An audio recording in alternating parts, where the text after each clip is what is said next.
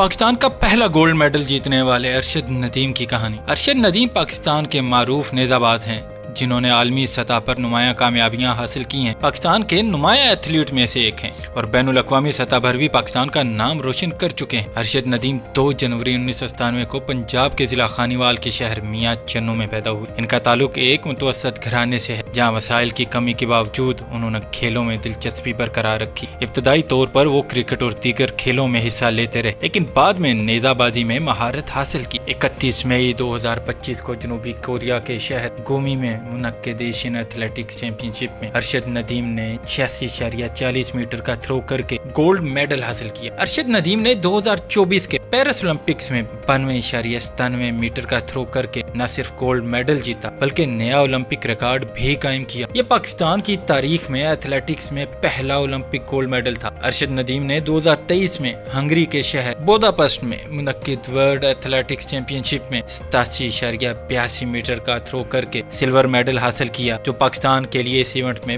پہلا میڈل تھا۔ برمنگھم میں منعقد 2022 کے کامن ویلتھ گیمز میں ارشد ندیم نے 90.18 میٹر کا تھرو کر کے گولڈ میڈل جیتا جو ان کا اس وقت تک کا ذاتی بہترین تھرو تھا۔ ارشد ندیم کی کامیابیاں نہ صرف پاکستان بلکہ پورے جنوبی ایشیا کے لیے حوصلہ افزا۔ انہوں نے محدود وسائل کے باوجود عالمی سطح پر اپنی صلاحیتوں کا لوہا منوایا اور نوجوانوں کے لیے ایک مثال قائم کی۔